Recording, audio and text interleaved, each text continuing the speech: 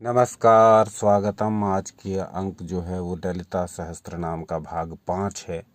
और आज हम ये सीखेंगे कि किस प्रकार से हम ललिता सहस्त्रनाम का पाठ करें, किस विधि को उसमें और जोड़ दें जिससे कि हमारा पाठ अत्यधिक प्रभावशाली हो जाए। ये पाठ हमें, जैसा कि आप जानते ही हैं, भोग और मोक्ष दोनों प्रदान करता है। जो व्यक्ति ललिता सहस्त्रनाम का नित्य पाठ करते हैं वो इसके महत्व से पूर्ण परिचित होंगे। तो भगवती की कृपा से भोग और मोक्ष दोनों मिलते हैं, परंतु इस कृपा को प्राप्त करने के लिए हमें अपनी ओर से जो प्रयत्न करने होते हैं, वो प्रयत्न यदि सही दिशा में हैं, वो प्रयत्न यदि सही विधि से किए गए हैं, वो प्रयत्न यदि हमारे द्वारा उचित प्रकार से किए जा रहे हैं, तब निश्चित ही हमें इस ललिता सहस्त्र नाम के पाठ का फल मिलना प्रारंभ हो जाएगा, और वो भी अति शीघ्र। तो ललिता सहस्त्र नाम के बारे में जितना कहा जाए उतना कम है। 4 भाग हम ललिता सहस्त्र नाम के बना चुके हैं, आज ये 5वां है। ये श्रृंखला निरंतर जारी रहेगी, क्योंकि इसमें हम निरंतर नई नई खोज, स्वानुभव के आधार पर और निरंतर अनुसंधान, निरंतर प्रयोग, निरंतर साधना करते आ रहे हैं। और जो जो बातें हमें नई नई पता लग रही हैं, जो जो बातें अपने और अन्य साधकों के अनुभव में आ रही हैं, वो आपके समक्ष ज्यों का त्यों शेयर कर देते हैं शास्त्र प्रमाण सहित, जिससे कि जितने भी ललिता सहस्त्र नाम के पाठक हैं, साधक हैं, प्रेमी हैं, जिज्ञासु हैं, भक्त हैं, वो इससे अवश्य लाभ उठाएं, उनको कुछ ना कुछ नया जानने को मिले। और श्री ललिता सहस्त्रनाम का जब भी वो पाठ करें तो उनको एक आनंददायक अनुभूति पाठ करते समय ही होने लगे। पाठ का फल जब मिलेगा, जब समय आएगा तो मिलेगा, अपने समय पर मिलेगा ही, निश्चित ही मिलेगा। परंतु हम ये चाहते हैं कि जब आप पाठ कर रहे हों उसी समय आपको वो अनुभूति होने लगे, उसी समय आपको ऐसा लगने लगे कि भगवती स्वयं आपका पाठ सुन रही हैं। तो ऐसे जो अनेक प्रयोग हैं वो हम खोज खोज करके और कर करके आपके समक्ष प्रस्तुत करते हैं, जिससे कि जितने भी श्री ललिता सहस्त्रनाम के पाठक हैं उनको पूरा पूरा लाभ मिलने लगे और उनकी दिन प्रतिदिन माँ ललिता में भक्ति बढ़ती रहे, उनकी साधना सफल हो और श्री ललिता सहस्त्रनाम उन्हें चारों पुरुषार्थों धर्म अर्थ काम मोक्ष की प्राप्ति कराए। ऐसा ही एक प्रयोग आज लेकर आए हैं जो हमने किया है। तो करना हमें क्या है, बहुत विस्तृत वीडियो हो सकता है, इसलिए जो व्यक्ति रोचकता या कुछ विशेष जानने की या कुछ इस प्रकार का चौंकाने वाला या चमत्कृत करने वाला जानने की इच्छा रखते हों, वो कृपया प्रस्थान करें। यहाँ श्री ललिता सहस्त्रनाम के जो वास्तविक साधक हैं, जो जिज्ञासु हैं, वही रुकें, क्योंकि यहाँ हम विस्तार में ये बताने का प्रयास करेंगे कि आपको श्री ललिता सहस्त्रनाम जप करते समय क्या करना है। तो चर्चा प्रारंभ करते हैं। जब भी आप ललिता सहस्त्रनाम का पाठ प्रारंभ करें, ये नए साधकों के लिए है, जो करते आ रहे हैं उनके लिए हम दूसरी बातें अभी बताएंगे। तो नए साधक जब भी श्री ललिता सहस्त्रनाम का पाठ प्रारंभ करें तो हमारा स्वानुभव ये है कि वो एकदम से पूरा पाठ प्रारंभ न कर दें, यानी कि सहस्त्रों नाम एक साथ न लें। वो क्यों? वो इसलिए कि पहले हम पूरे सहस्त्र नाम को सरसरी निगाह से पढ़ जाएं, एक बार इसका अवलोकन कर लें, इस पर दृष्टि डाल लें। अब जो श्लोक हमें विशिष्ट लगे, जिन श्लोकों को पढ़ने में हमें रुचि आ रही है, जिन श्लोकों से हम रिलेट कर पा रहे हैं, या माँ के जो नाम हमें अधिक अच्छे लग रहे हैं, उनको अलग से नोट करें।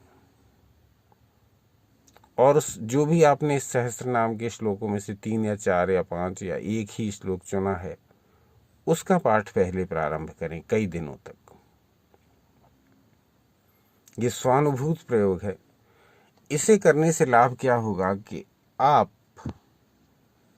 के भीतर छुपी हुई जो ऊर्जा है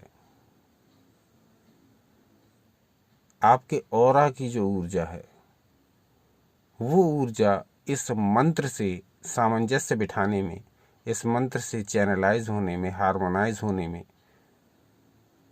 जो समय लेगी वो समय होगा आपके शरीर को, मन को, प्राणों को तैयार करने का श्री ललिता सहस्त्र नाम के पाठ के लिए।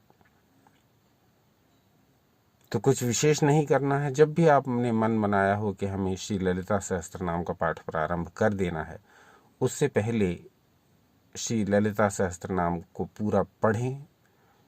वहाँ से अपनी पसंद की 3, 4 या 1 या 2 जो भी श्लोक आपको बहुत अच्छे लगते हों, जिन्होंने आपको बहुत प्रभावित किया हो, उनको अलग से लिखें और कुछ दिन उनका ही पाठ करें।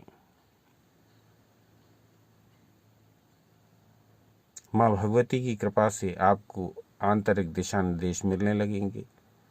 आपकी ऊर्जा और श्री ललिता सहस्त्र नाम की ऊर्जा जो कि प्रचंड है, और उसके एक श्लोक के माध्यम से वो आपकी ऊर्जाओं से संवाद स्थापित करने लगती है। तो कुछ दिन आप 1-2 श्लोक का पाठ करेंगे, जो भी आपको सबसे अच्छा लगा हो ललिता सहस्त्र नाम में। उसके पश्चात आप पूरे के पूरे श्री ललिता सहस्त्र नाम का पाठ प्रारंभ करिए। पाठ करने के पश्चात आप माता ललिता को प्रणाम करिए और उनसे निवेदन करिए कि मुझसे जो भी भूल हुई हो उसके लिए आप मुझे क्षमा करें। इसके पिछले 4 अंकों में हमने श्री ललिता सहस्त्रनाम के विषय में बहुत कुछ बताया। वहाँ आपको पता लगेगा, आप देखेंगे तो, कि आपको यदि आप प्रत्येक श्लोक और प्रत्येक शब्द के साथ अपना सामंजस्य बिठाएंगे, अपने को जोड़ेंगे, उनका अर्थ समझेंगे, उनके साथ अपने भावों को लगाएंगे, तो श्री ललिता सहस्त्र नाम का पाठ आपको अतिशीघ्र फल प्रदान करेगा।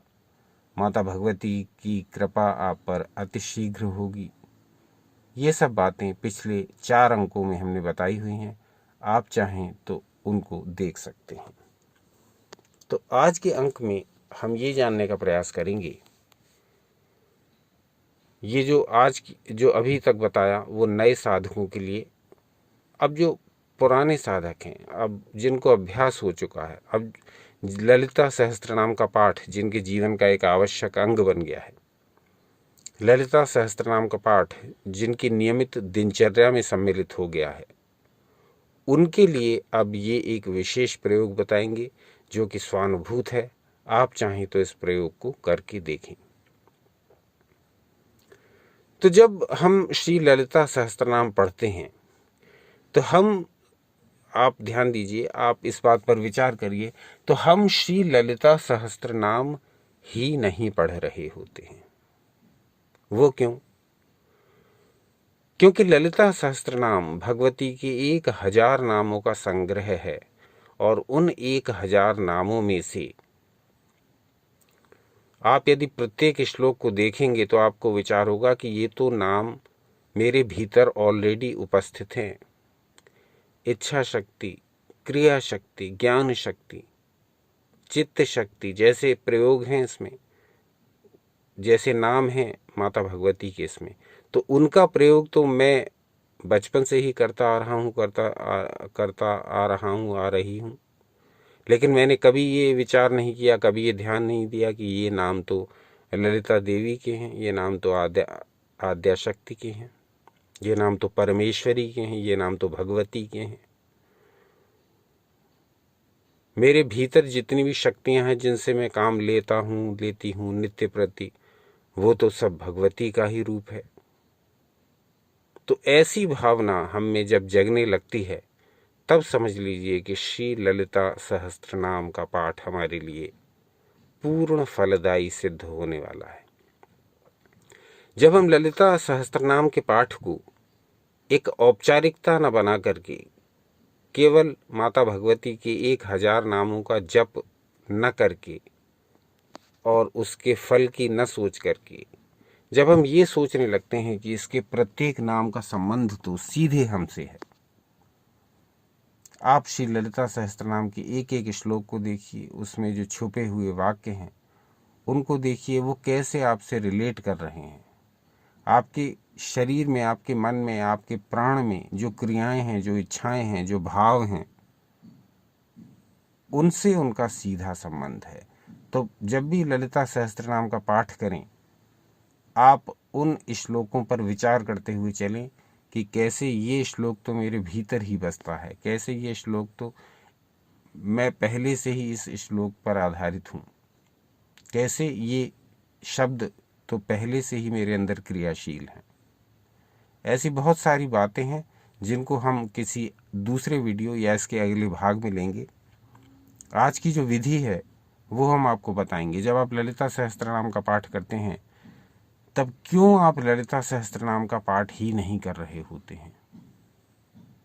आप संपूर्ण संस्कृत साहित्य का पाठ कर रहे होते हैं, आप वेदों का पाठ कर रहे होते हैं, आप उपनिषदों का पाठ कर रहे होते हैं, आप पुराणों का पाठ कर रहे होते हैं, आप संपूर्ण सनातन वाङ्मय का पाठ कर रहे होते हैं। कारण कि ललिता सहस्त्रनाम के प्रत्येक श्लोक के प्रत्येक शब्द में इतनी शक्ति छुपी हुई है, इतना भाव, इतना अर्थ, इतना बोध भरा हुआ है कि यदि हम ललिता सहस्त्रनाम के प्रत्येक श्लोक के प्रत्येक शब्द पर विचार करेंगे तो हमारा जीवन पूरी तरह से भगवती की कृपा से परिवर्तित हो जाएगा। यह तो सभी जानते हैं कि ललिता सहस्त्रनाम के पाठ से भोग और मोक्ष दोनों की प्राप्ति भगवती साधक को कराती हैं।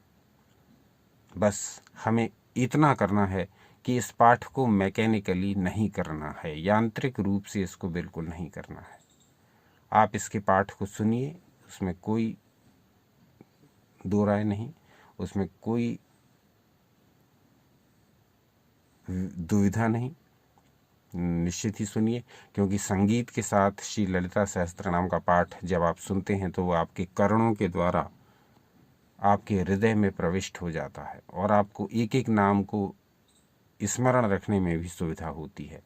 तो आप ललिता सहस्त्रनाम के पाठ को पढ़िए भी और सुनिए भी, उससे ये आपके भीतर ये श्लोक समा जाएंगे, वो शब्द आपके भीतर प्रवाहित होने लगेंगे, वो आपके भीतर क्रिया करने लगेंगे। आपके जाने अनजाने जब आप ललिता सहस्त्रनाम का पाठ करें या सुने तो आपके जाने अनजाने ही वो शब्द आपके भीतर पहुंच करके क्रिया करने लगेंगे।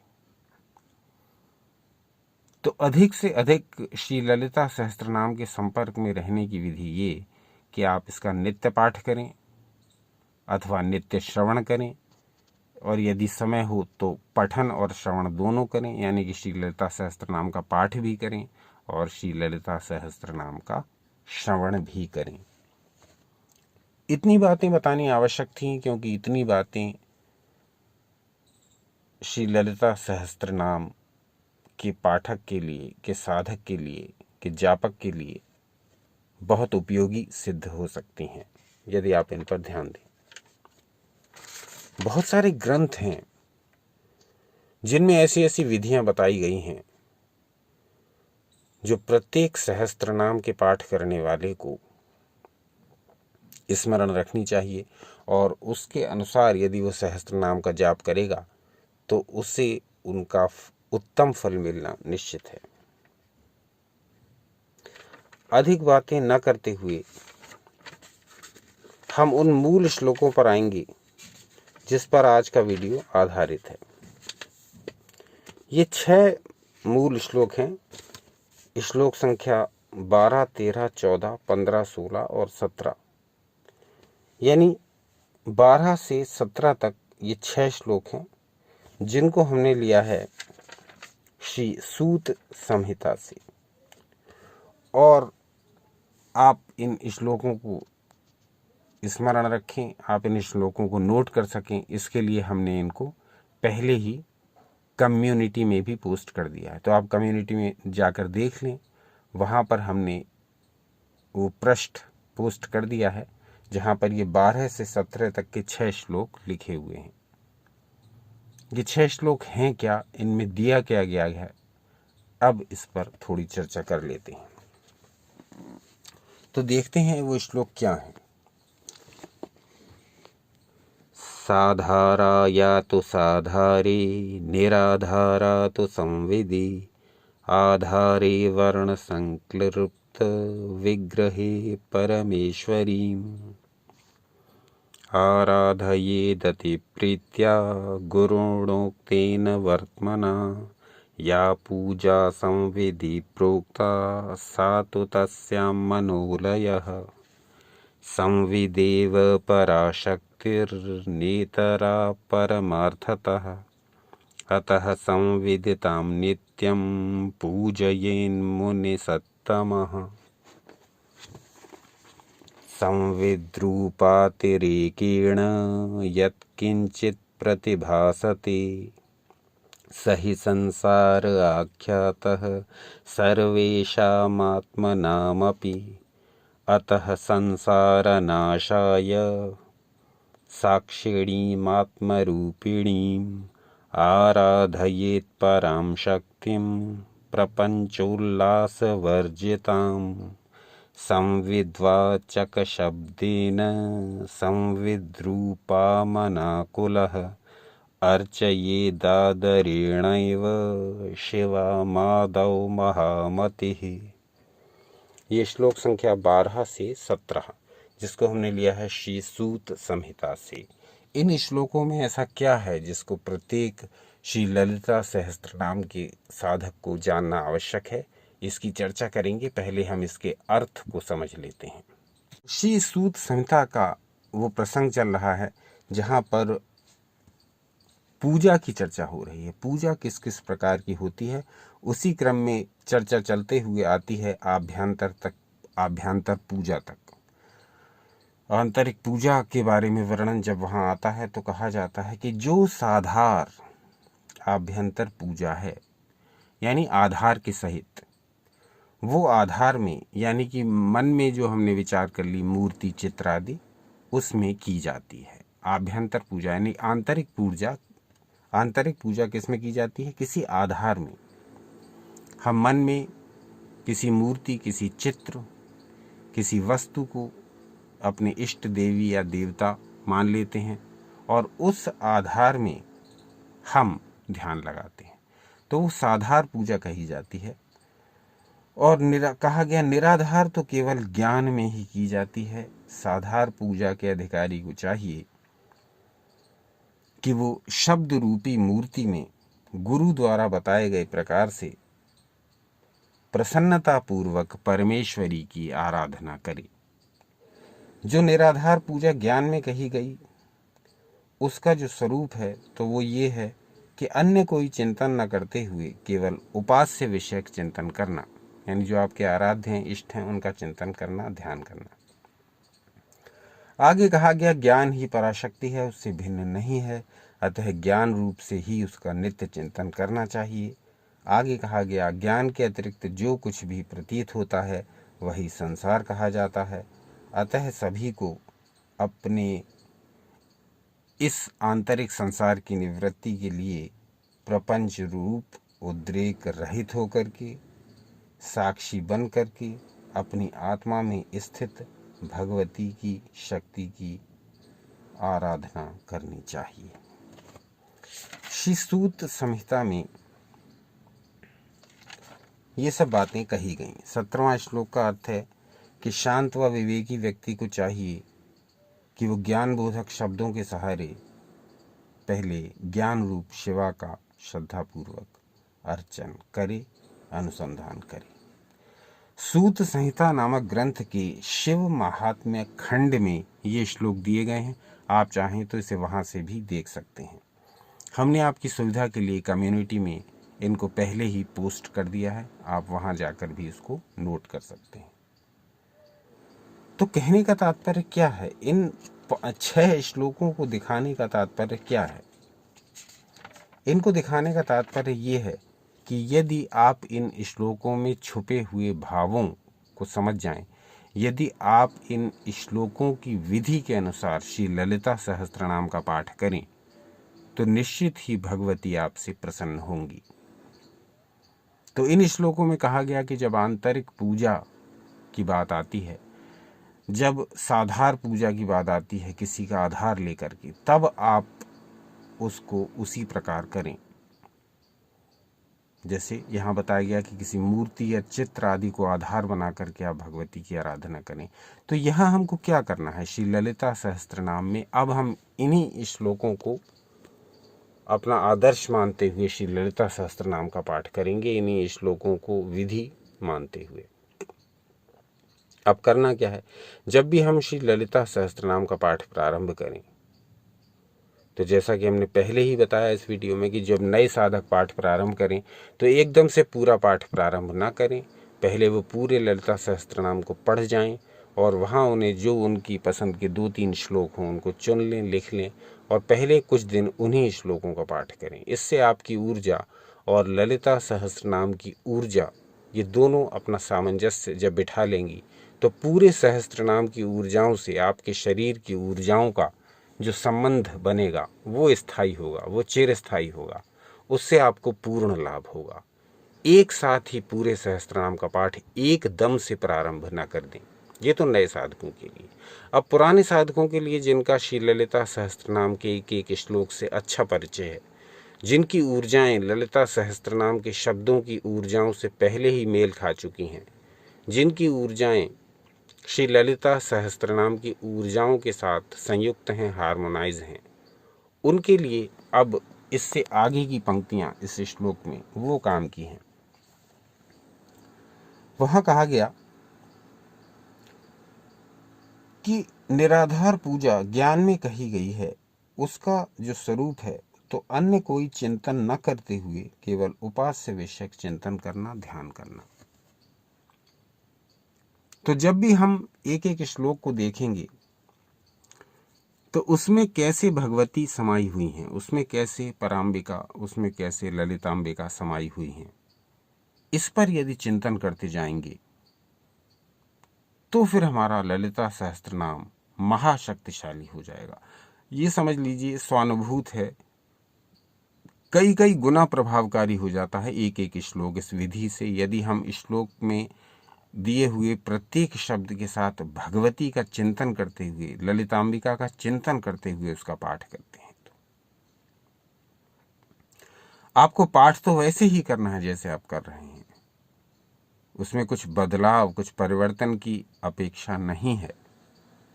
परंतु हम ये कहना चाहेंगे, स्वानुभूत है कि जब भी आप भगवती के इस महान सहस्त्रनाम, इस अत्यंत प्रभावकारी सहस्त्रनाम का पाठ कर रहे हों, तब आप प्रत्येक शब्द में, जो कि प्रत्येक श्लोक में दिया हुआ है, उस एक एक शब्द पर इस प्रकार से ध्यान लगाएं, मानो वो शब्द जीवंत हो उठा हो, मानो वो शब्द स्वयं ललिताम्बिका का ही स्वरूप हो, मानो वो शब्द आपके शरीर में प्रवेश करके, आपके मन प्राण में प्रवेश करके आपके पूरे जीवन को बदल डालने वाला सिद्ध होगा। ऐसी भावना रखते हुए आप ललिता सहस्त्रनाम का पाठ करें।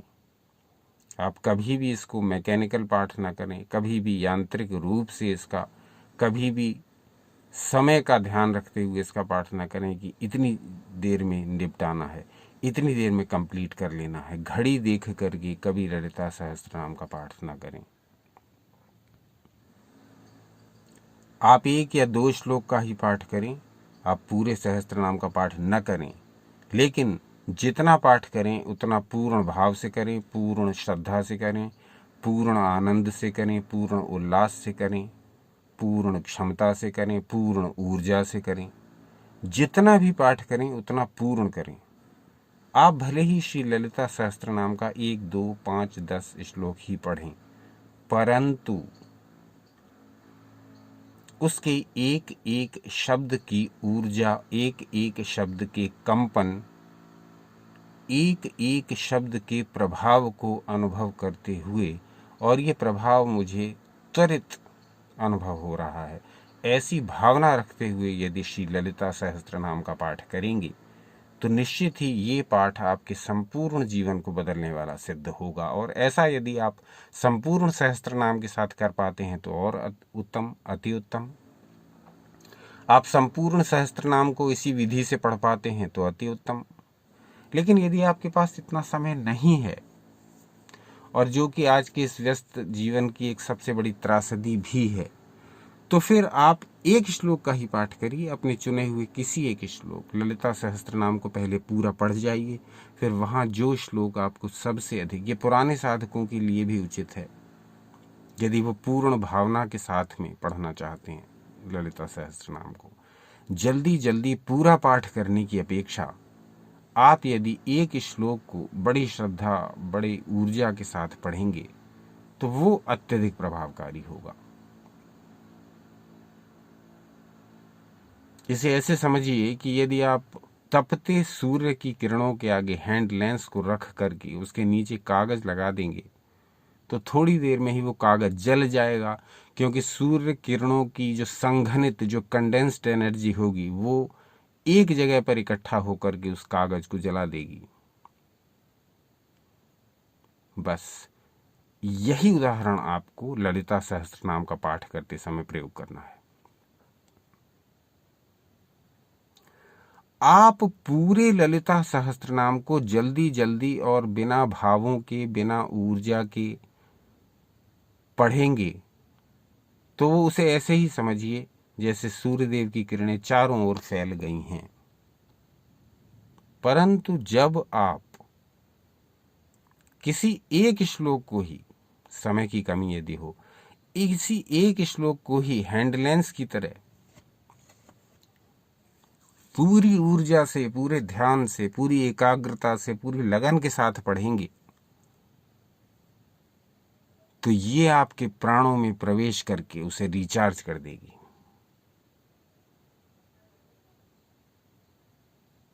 थोड़ा कहा बहुत समझिए। आज का अंक यहीं तक।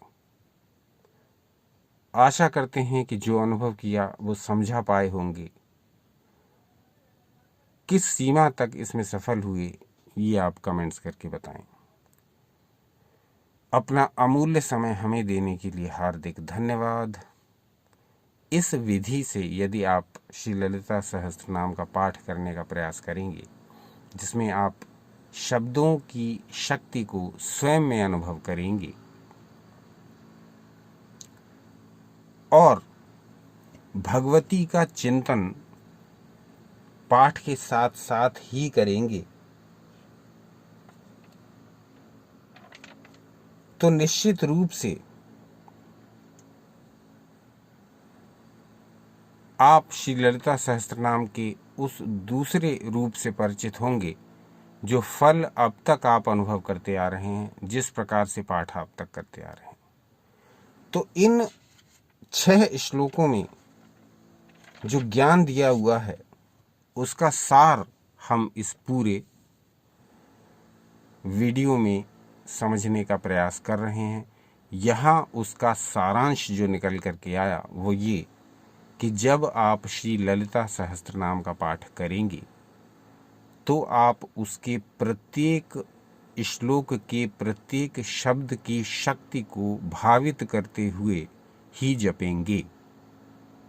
पूरा सहस्त्रनाम पढ़ने की आपको आवश्यकता नहीं, आप चाहें तो उसमें से एक श्लोक ही लेकर के पढ़ेंगे, लेकिन जितना भी पढ़ेंगे उतना भावित होकर के पढ़ेंगे, भगवती की शक्ति से आप प्लावित होकर के पढ़ेंगे, भगवती की शक्ति को उसमें अनुभव करते हुए पढ़ेंगे और ये सोचते हुए पढ़ेंगे कि क्या ये श्लोक, क्या ये शब्द, क्या मेरे से कहीं ना कहीं रिलेट कर रहे हैं। इसमें दिए हुए जो शब्द हैं वो उसी प्रकार मेरे शरीर से, मेरे मन से, मेरे प्राणों से क्रियाएं होती हैं, तो वो शब्द आपके भीतर समा जाएगा। वो एक एक शब्द आपके अंदर वो चमत्कार करने लगेगा जिसकी आपने कभी कल्पना भी नहीं की होगी। ललिता सहस्त्रनाम अपने आप में पूरा ब्रह्मांड है।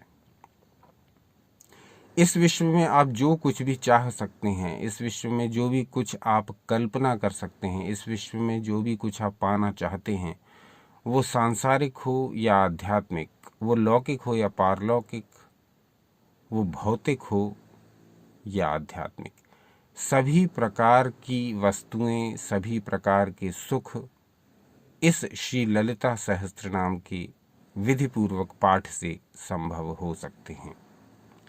कैसे, ये हमने पिछले 4 अंकों में भी समझाने का प्रयास किया है और ये प्रक्रिया निरंतर जारी है। आप सब लोगों ने श्री ललिता सहस्त्रनाम विषयक सभी वीडियोस को बहुत लाइक किया है।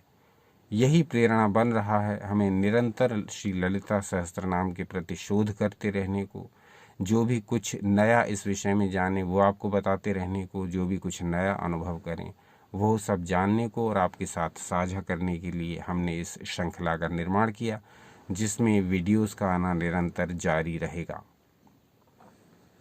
तो आज के वीडियो का हम सारांश निकालें तो वो ये कि प्रत्येक श्लोक अपने आप में बहुत अधिक महत्वपूर्ण है।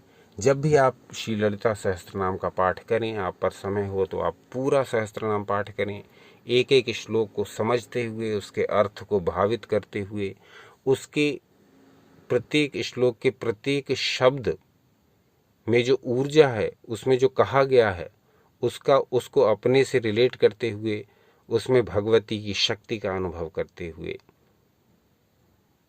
यदि हम भगवती की उपासना करेंगे तो जैसा इन 6 श्लोकों में बताया गया, यहाँ हमारी आंतरिक पूजा, यहाँ हमारी आभ्यंतर पूजा भी संपन्न हो जाएगी साथ साथ ही।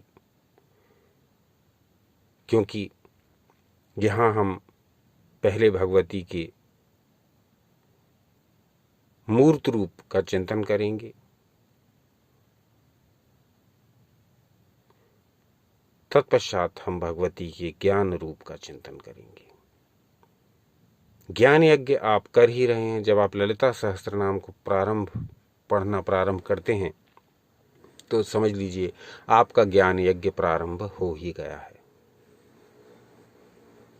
इसके साथ साथ आपका ध्यान यज्ञ भी चलता रहता है, जब आप श्लोकों के साथ भगवती को भी स्मरण करते रहते हैं। इस विधि से श्री ललिता सहस्त्रनाम को पढ़ने का प्रयत्न करिए। उस प्रयत्न के जो परिणाम हों वो अवश्य सूचित करिए। अपना अमूल्य समय हमें देने के लिए पुनः धन्यवाद। एक दिन पश्चात पुनः उपस्थित हो जाएंगे ईश्वर इच्छा से कोई नया विषय लेकर के। सनातन शास्त्रों से जुड़े रहें, सदा आनंदित, उत्साहित एवं शक्तिशाली रहें।